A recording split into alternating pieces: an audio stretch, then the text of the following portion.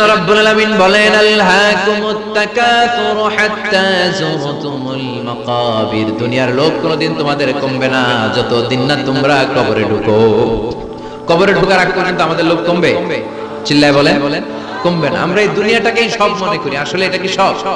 কথা বলেন, আসলে এটা সব না। আমরা চাক্ষুষ যখন মালাকুল মাউতকে দেখতে পাবো তখন আমাদের টনক নড়বে। আমরা প্রত্যেকেই কিন্তু মালাকুল মাউতকে দেখব, বিশ্বাস হয়? প্রত্যেকেই আমরা দেখব, ভালো হলেও দেখব, খারাপ হলেও দেখব। নিজ চোখে আমরা মালাকুল মাউতকে দেখতে পাবো, আর আমাদের রূহ তিনি কবজ করে নিয়ে যাবেন। চিৎকার করে বলেন ঠিক কিনা?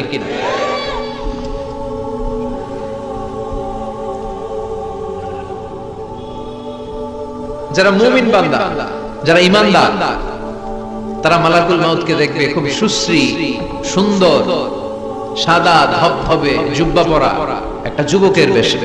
আলহামদুলিল্লাহ পড়লে পড়ে আপনারা ইনশাআল্লাহ এই সূরাতে মালাকুল মাউতকে দেখবেন। সুশ্রী সুন্দর এক যুবকের বেশে, সুঘ্রাণ তার গা থেকে আসছে। সে এসে মুমূর্ষু ব্যক্তির মাথার সামনে বসে পড়ে, বসে বলে ইয়া আইয়াতুহান নাফসুল মুতমাইন্নাহ, হে প্রশান্ত আত্মা, উখরুজি ইলা মাগফিরাতিল্লাহি ওয়া রিদওয়ানিহি, আল্লাহর ক্ষমা, আল্লাহর সন্তুষ্টির দিকে তুমি বের হয়ে আসো। বলতে বলতে রূহটা স্মুথলি মুমিন বান্দার দেহ থেকে বের হয়ে মালাকুল মাউতের হাতে চলে যায়। কাফান মিন আকফানিল জান্নাহ, হানুত মিন হানুতিল জান্নাহ, জান্নাতের হানুত এনে, কাফন এনে মালাকুল মাউত এটাকে খুব সম্মানের সাথে, আমরা বাঁচলেও যেমনি সম্মানিত, আমরা মরে গেলেও। রব্বুল আলামিন বলেন ওয়ালাকাদ কাররামনা বানি আদম, আমি বনি আদমকে সম্মানিত করেছি। বেঁচে থাকলেও মানুষ সম্মানিত, মরে গেলেও সম্মানিত, ঠিক কিনা? বিশ্বনবী দেখলেন একটা লাশ নিয়ে যাওয়া হচ্ছে, পেছনে পেছনে অনেক মানুষ, লাশ বহনকারী মানুষগুলোরে দেখে বিশ্বনবী সাহাবাদের সাথে বসা ছিলেন। হঠাৎ বিশ্বনবী দাঁড়িয়ে গেলেন। সাহাবারা বললেন নবী ইন্নাহু ইয়াহুদি, এইটা তো ইহুদির লাশ, আপনি দাঁড়ালেন কেন? আপনি বসেন। বিশ্বনবী বললেন আওয়ালাইসাত নাফসান, হোক না ইহুদির লাশ, এটা কি মানুষ না? সুবহানাল্লাহ পড়ে।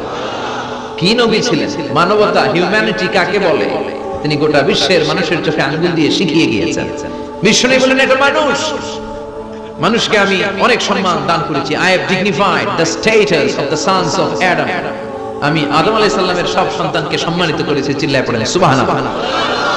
আল্লাহ আমাদের সম্মান এত বাড়িয়েছে যে নূরের ফেরেশতারাও এই মানুষকে সিজদা দিতে বাধ্য হয়েছে, ঠিক কি না? তুমি মাটির আদমকে প্রথম সৃষ্টি করিয়া ঘোষণা করিয়া দিলে শ্রেষ্ঠ বলিয়া, তাই তো নূরের ফেরেশতা করে আদমকে সিজদা, ঠিক কি না? তাই তো নূরের ফেরেশতা করে আদমকে সিজদা, সবার চেয়ে সম্মান দিলে মাটির আদমকে।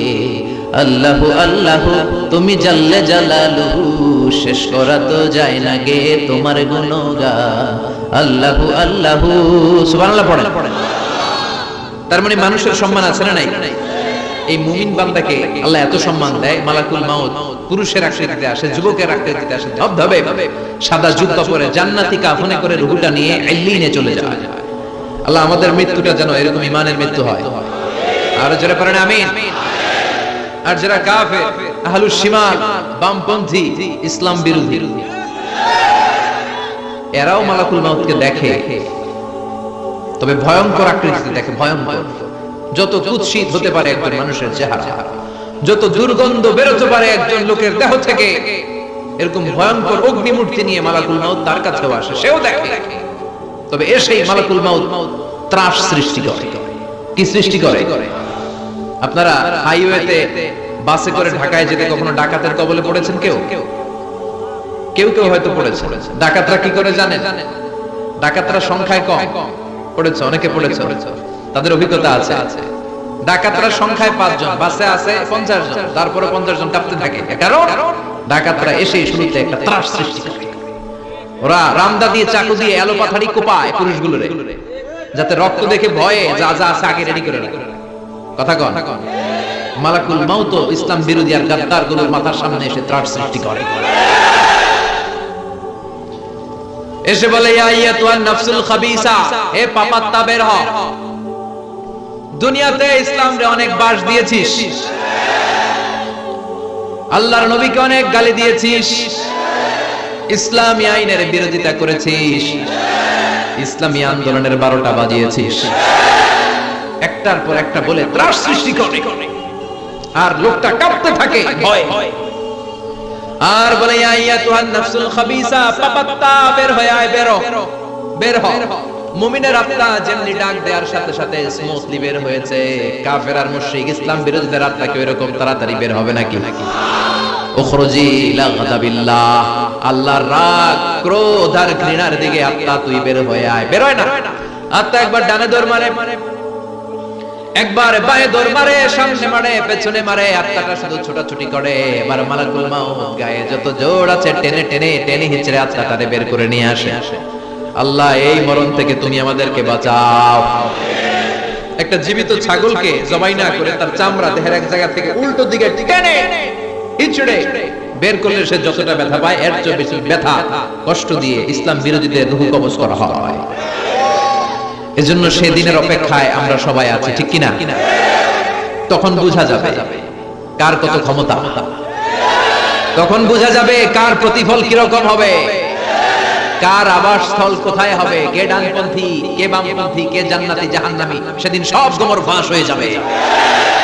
এজন্য রব্বুল আলামিন বলেন আলহাকুমুত তাকাসুরু হাত্তা যুরতুমুল মাকাবির, দুনিয়ার লোভ লালসা তোমাদেরকে একেবারে পাগল বানিয়ে ফেলেছে। ক্ষমতার লোভ, টাকার লোভ, খ্যাতির লোভ, যশের লোভ তোমাদেরকে এমন পাগল বানিয়েছে, আখিরাতকে বেমালুম তোমরা ভুলে গিয়েছো। তোমাদের এই গাফলতি কশিন কালেও থামবে না, কমবে না, যতদিন না তোমরা কবরে ঢুকবা, ঠিক কিনা? এজন্য প্রিয় ভাইরা একটু থামেন, স্টপ, সিট ডাউন, একটু ভাবেন যে আমাদেরকে চলে যেতে হবে।